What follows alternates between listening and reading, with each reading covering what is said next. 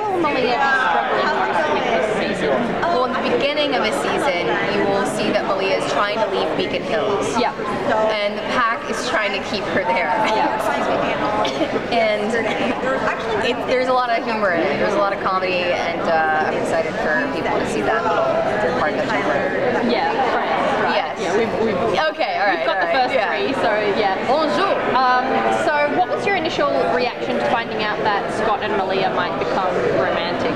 Well, it's funny, they don't like sit you down and tell you that this is what they're going to do. Yeah. So you can start seeing it in the script, like little hints here and there. All of a sudden Scott's putting a blanket on Malia, and you're like, why isn't Lydia doing that? Or I don't know. So we started to pick up on it, and I would look at Tyler and I'd be like, you know what they're doing, right?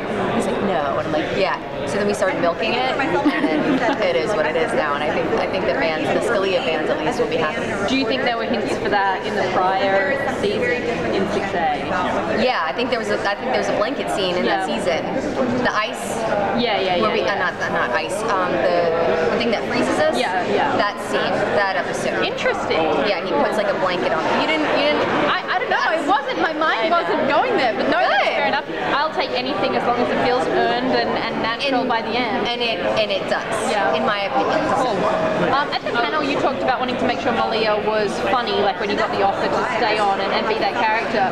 What sort of input have you had on her quirks and her jokes and stuff like that? Any improv or? Oh yeah. Jeff came out to me one day and he's like, listen, I don't like improv on my show, but you're allowed to do it every now and then. He's like, just you.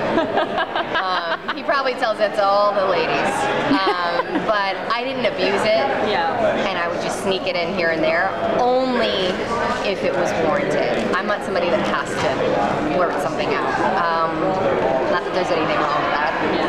You know, I don't judge, but yeah, I can't think of one like off the top of my head. I think Jeff knows a couple, but just out of curiosity, because Malia had a very interesting sort of backstory with her life, her adoption, her parentage, and then living as she did, you know, in the wild.